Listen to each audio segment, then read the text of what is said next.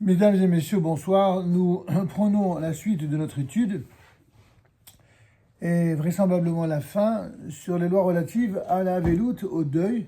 Et nous sommes au grand E, le Shabbat des Shiva, c'est-à-dire le Shabbat qui tombe pendant les 7 jours de deuil. Le Shabbat, tout en comptant pour les Shiva, c'est-à-dire faisant partie du compte des 7 jours, introduit une coupure dans les rites de deuil énumérés ci-dessus, c'est-à-dire les rites que nous avons évoqués ensemble. Toute attitude ostensible d'affliction y est supprimée par égard à la sainteté du jour.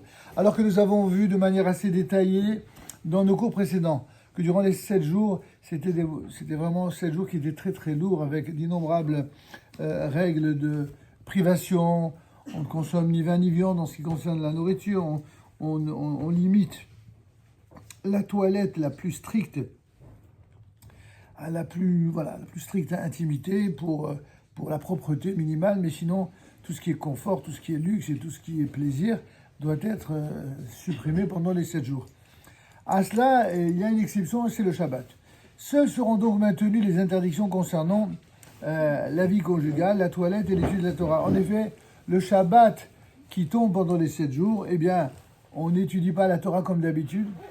De la même manière, on étudiera, la vie conjugale n'a pas lieu du tout, c'est-à-dire que alors que la vie conjugale est une mitzvah essentielle, par égard pour celui des deux qui est en deuil, ça n'a pas sa place. Et donc, on pourrait le dire de manière très simple, c'est que tout ce qui est visible de l'extérieur, on n'a pas le droit de marquer, de montrer le moindre signe de deuil pour les autres. C'est pourquoi, par exemple, ceux qui ont l'usage, comme c'est notre cas, donc de déchirer le vêtement avec la fameuse kriya dont on a précédemment parlé, eh bien, arrivé à la veille, n'est-ce pas, du Shabbat, la personne se douchera, une douche de propreté minimale, et s'habillera normalement avec ses habits de Shabbat. Elle ne montrera pas sa chemise d'endeuillé. Par contre, dès qu'il sortira du Shabbat, eh bien, il pourra récupérer sa chemise de deuil jusqu'à la fin des 7 jours. À l'heure de l'allumage des bougies, les endeuillés revêtent les habits shabbatiques et des chaussures en cuir, comme je viens de vous le dire. Ils doivent sortir de chez eux pour se rendre notamment à la synagogue et s'asseoir normalement. Plus besoin de s'asseoir par terre comme certains en ont l'usage, ou même de dormir par terre pour les plus pieux. À l'issue du Shabbat, ils ôteront leurs chaussures tout de suite après Baréchou et reprendront le deuil dans l'ensemble de ces règles après la récitation de la Havdalah, c'est-à-dire cette fameuse bénédiction que nous récitons pour distinguer entre le Shabbat et la semaine. Dans le rite tunisien, c'est au cours de ce Shabbat qu'a lieu en principe ce qu'ils appellent le drash,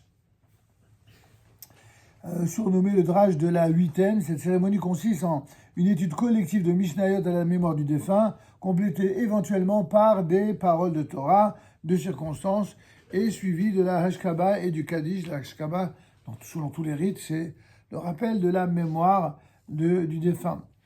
Si une grande fête de Yom Tov intervient pendant les 7 jours, elle va interrompre le deuil selon les modalités différentes du Shabbat. Il conviendra en ce cas de consulter une autorité rabbinique. En effet, les règles sont différentes. On verra que dans bien des cas, même si quelqu'un est enterré veille d'une fête juive, dans certains cas, ça interrompra carrément le compte des 7 jours. Mais ça, nous y viendrons le moment venu. Parlons à présent du grand F, pour ceux qui notent, la fin des Shiva. La veille du 7e jour est marquée dans les rites aussi bien algériens que marocains par une cérémonie de fermeture surnommée Hesger. Hesger qui vient de l'Isgor, qui signifie fermer, la fermeture du deuil, ainsi appelé en Algérie le Hesger, après lecture de Teilim, et notamment ceux parmi les versets du psaume 119. Pourquoi 119 ? Parce que le psaume 119 est composé des 22 lettres de l'alphabet, ce qu'on appelle l'alphabéta. Et il est de tradition de lire ce psaume-là, y compris pour certains lors de la sortie au cimetière, où l'on va rappeler le prénom du défunt et le prénom de son père ou de sa mère, selon les usages. Là aussi, il y a différents usages. Et en vertu, si vous voulez, de ces fameuses lettres du alphabéta. Alors, quelqu'un qui s'appelle Yosef Ben Moshe, alors on prendra Yud, Vav, Samer, Fe, Bet, Nun, plus loin, Mem, Shinehe, et chacune de ces lettres va reprendre la partie du psaume 119 qui reprend les fameuses lettres selon l'ordre alphabétique. Vous avez compris, j'imagine. Sinon, c'est très facile. Il suffit de prendre le psaume 119 et vous comprendrez. En tout cas, les initiales formeront le nom du défunt d'après son prénom. Et encore une fois, selon la tradition, le prénom de son père ou de sa mère. Éventuellement, le passage du Zohar, on prononcera des paroles de Torah de circonstance qui seront conclues par l'Ashkaba et le Kaddish. La cérémonie s'achèvera sur une Seuda, une collation qui sera servie à toute l'assistance. Tout est important dans ce qui est dit par le Rav Guggenheim, puisque c'est lui, l'actuel grand rabbin de Paris, qui avait, quand il était déjà un jeune rabbin, mais déjà très efficace, et un mitracham, il avait édité une brochure dont ici, il y a non simplement le compte-rendu de la brochure, mais également quelques apports supplémentaires que nous permettons humblement d'ajouter pour mieux expliciter des choses qui sont très parlantes pour ceux qui ont vécu ces choses-là, mais celui ou celle qui ne l'ont jamais vécu, eh bien, pourrait ne pas comprendre tout ce qui est dit. C'est pourquoi je me permets de partager avec vous cette étude qui est vraiment une des plus succinctes et des mieux faites. Alors bien sûr, si vous avez des questions, comme d'habitude, vous pourrez toujours nous les poser et je répondrai. Il est clair que ce sur quoi moi j'insiste, c'est le fait que tout est important dans le rituel. Il y a les prières, il y a la lecture des Télim, il y a le comportement, il y a les règles des 7 jours, comme on le verra par la suite, les règles du mois et de l'année, mais il y a surtout l'idée que le moment du départ de quelqu'un qui nous est cher, c'est l'occasion pas simplement d'honorer la personne qui n'est plus, mais de faire du ménage dans sa propre existence. Quand quelqu'un nous quitte, évidemment que ça nous touche, évidemment surtout si c'est quelqu'un de très très proche, comme justement celui qui est l'un des 7 parentés, l'une des 7 parentés. Vous savez quelles sont les 7 parentés? Les 7 parentés de l'endeuillé, c'est le père, la mère. Après le père, la mère, c'est le frère, la sœur. Ensuite, c'est le fils ou la fille, Dieu préserve évidemment. Et le 7e, c'est qui? Le conjoint. Le conjoint. Le mari pour l'épouse et l'épouse pour le mari. Dans le judaïsme, c'est resté comme ça, je précise. Parce qu'il n'y a plus rien qui va de soi dans le monde fou dans lequel on vit. Alors nous, dans le judaïsme, le plus authentique et le plus large et en même temps le plus tolérant qui soit, un homme épouse une femme et une femme épouse un homme. Voilà, ceux qui veulent faire autrement, eh bien, rendez-vous après 120 ans avec Dieu, ils se débrouilleront. Mais nous, on reste fidèles à cette tradition qui non seulement est la tradition la plus légitime d'après la Torah, mais surtout c'est la seule qui donne des fruits, tout simplement. Et des fruits naturels, si j'ose dire.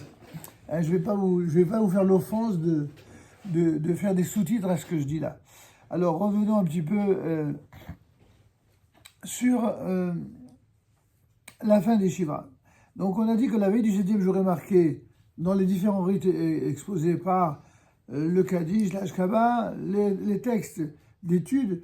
C'est très important d'y apporter ces fameux textes d'études et de demander au Rav de dire des divrei Torah.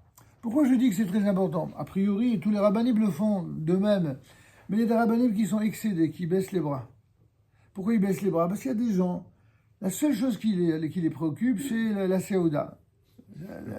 La bouffe, quoi, vulgairement exprimée. Or, il est évident qu'une collation, ça n'a jamais fait de mal à personne, tout le monde en est fort heureux. Sauf que la collation, c'est quelque chose qui est ici une sorte de prétexte à quelque chose d'important. L'important, c'est ni de faire un gueuleton, ni de se livrer à des embrassades qui n'en finissent plus, au point d'oublier même pourquoi on est là. Quand on se réunit autour d'une table et d'une séouda à la mémoire de quelqu'un, ben, ce qu'il faut pour ce quelqu'un, si on veut vraiment respecter sa mémoire, c'est d'abord évoquer son nom, de dire des paroles de Torah pour élever son âme, et puis rappeler de cette personne-là ce qu'elle avait de meilleur. C'est ça, ne pas passer à côté d'un événement. Et pourquoi je le dis avec tant d'énergie? Parce que ça devient presque lassant de voir comment certains sont tellement habitués à faire autre chose. Ça, c'est la génération iPhone, justement. C'est-à-dire que les gens, ils vous parlent, ils sont avec leur iPhone. Ou les gens, vous êtes en train de leur parler, excusez-moi, j'ai un coup de fil important. Mais c'est quoi ce monde-là où celui qui vient de l'extérieur, il est toujours plus important que celui de l'intérieur? C'est un état d'esprit. Et un état d'esprit qui, malheureusement, est dérangé. Alors si déjà il est dérangé, qu'en plus on le dérange avec un appel extérieur, on s'en sort plus. Il n'y a aucune raison, vous entendez, aucune raison, ni de bon sens, ni de morale, qui voudrait que celui qui vient de l'extérieur ait la priorité sur celui qui prend la peine de venir vous voir et de se déplacer. Ce que je vous dis là, je l'applique pour moi. Hein. Je signale que, grâce à Dieu, j'ai presque 300 messages par jour, en moyenne. Je ne peux pas gérer, je ne suis pas un surhomme, je ne peux pas tout gérer. Je fais le maximum. Mais une chose qui est certaine, c'est que quand quelqu'un est en face de moi, d'accord, à moins qu'il y ait vraiment une urgence, un cas de vie ou de mort, celui qui m'appelle n'aura jamais la priorité sur celui qui est en face de moi. Ça veut dire quoi, ça? C'est incroyable. Alors, moi, je vous dis ça parce que quand on atteint mon âge, on a un petit recul quand même sur ce qu'on voyait avant. Alors, je ne vais pas vous la jouer. Avant, c'était mieux, c'est pas vrai. Avant, il y avait des choses qui étaient mieux, il y avait des choses qui étaient 100 fois plus terribles. Il faut simplement rechercher la vérité. La vérité, c'est que dans ce qu'il y avait de mieux avant, il faut le dire, et le répéter et l'assumer, même si ça déplaît à certains. Et quand ce qu'il n'y avait de pas bien et qu'il y a de mieux, ben, il faut le dire aussi. Parce que c'est comme ça qu'on travestit la notion de vérité et de mensonge, et qu'on le remplace par du copinage. On va dire les choses en fonction de ce que les gens ont envie d'entendre. On va dire des choses en fonction de ce qui nous arrange pour être bien avec l'autre. C'est pas ça la vérité. C'est pas ça la Torah non plus. Et dans les lois sur le deuil, c'est quoi ces gens qui viennent pour célébrer un deuil et qui se vautrent à hurler de rire pendant qu'on est là pour dire des prières à la mémoire d'eux? Mais ils n'ont pas honte. Ils réalisent pas qu'ils sont... Pas du tout, ils n'ont pas honte. Parce qu'on est dans une génération où personne n'a honte de rien du tout. Avoir honte ou avoir de la retenue, ça devient une norme tellement décalée, tellement has-been, comme diraient certains, que du coup, les gens qui étaient des références et des normes pendant longtemps sont devenus des pauvres types qui sont dépassés. Et des gens qui sont arrogants, c'est devenu la norme. Alors je tiens à vous dire, le plus solennellement du monde, que n'en déplaise, c'est pas ça le judaïsme. Le judaïsme, c'est accepter les normes lorsqu'elles sont normales, lorsqu'elles sont acceptables, lorsqu'elles sont exemplaires, lorsqu'elles sont lumineuses. Mais lorsque les normes sont imposées par des mauvaises mœurs, par des mauvais esprits, ou des gens qui veulent changer la société selon leur travers à eux, même si on devait être minoritaire, que le monde entier était autrement, eh ben c'est pas grave. Nous, on a la tête dure, on a l'habitude, nous sommes les descendants de Abraham, Israël, Yaakov, on a l'habitude d'être en minorité, on a l'habitude d'être montré du doigt, on a l'habitude d'être commenté et travesti et dire des choses à notre sujet de travers et des mensonges. Ça ne veut pas dire qu'on s'est habitué, ça ne veut pas dire qu'on s'en accommode, ça veut dire que ça ne nous ébranle pas. Absolument pas. Et c'est parce que nous sommes comme ça, en tout cas pour ceux qui sont restés fidèles, que ceux-là sont les seuls qui sauront affronter les terroristes. Parce que tous les terrorismes, qu'ils soient militaires ou intellectuels, ils procèdent de la sorte. Ils créent des groupes de pression, ils créent des mensonges, ils créent de l'idéologie, et ils font passer les saints pour des pourris, et les pourris pour des saints, ou des innocents. Et ça, on ne marche pas, et on ne marchera jamais. Bon, pardonnez-moi cette petite parenthèse, mais qui est nécessaire aujourd'hui par les temps qui courent. Et pour revenir à notre sujet, lorsque on consacre un deuil, il faut que cela soit vécu comme un deuil du début jusqu'à la fin. Après la fin du deuil, on passe à autre chose. C'est quoi la autre chose? Si quelqu'un a perdu sa femme, par exemple, ou une femme qui a perdu son mari, c'est évidemment très triste. Surtout si elle est jeune. Mais il faut passer à autre chose. Oui, bien sûr qu'il faut passer à autre chose. Il ne s'agit pas de se jeter sur la première personne qui vient pour refaire sa vie, pas du tout. Il faut garder de la dignité. Puis ça dépend si les enfants sont en bas âge ou si au contraire, ils sont déjà grands.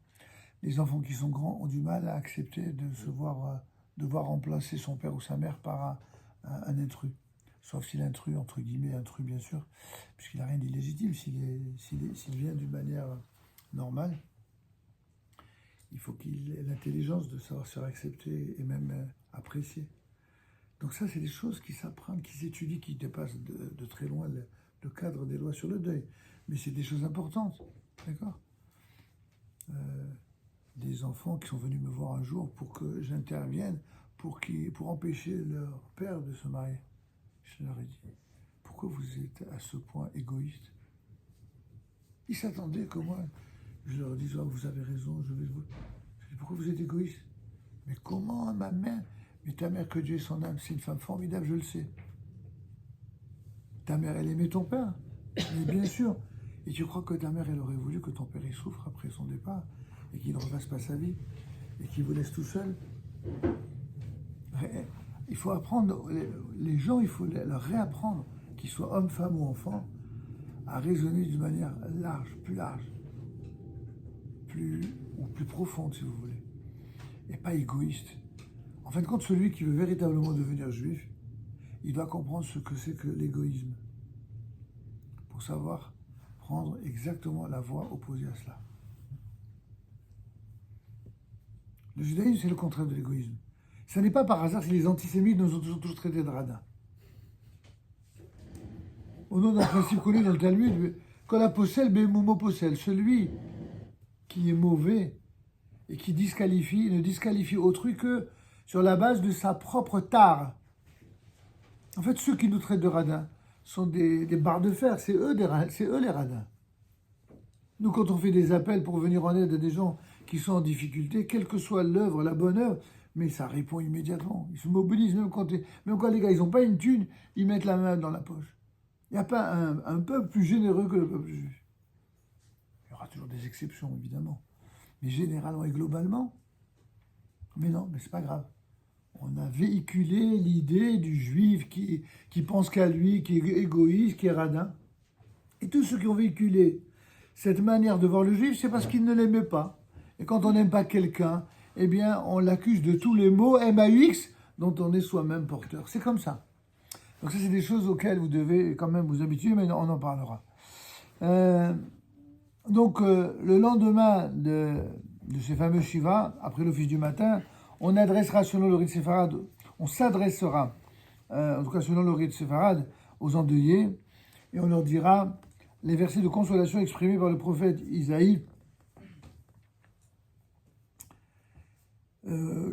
60, chapitre 60, verset 20, et 66, verset 13, marquant ainsi la fin des 7 jours, puis les endeuillés se rendront au cimetière.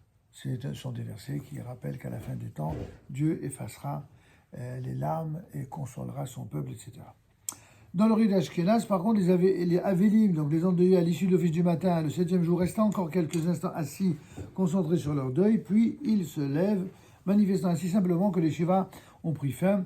Dans le Tikkun chassidique, ils offrent à cette occasion à l'assistance une petite collation qui est appelée le Tikkun. Voilà. Quelle heure est-il? Oui, on va s'arrêter pour l'instant concernant les 7 jours. On a tout fait. Donc la semaine prochaine, nous attaquerons les 30 jours et les 12 mois. D'accord? Comme ça, je préfère le faire d'une manière progressive, que vous ayez le temps de bien retenir. Et donc, on va passer à notre second sujet à l'instant.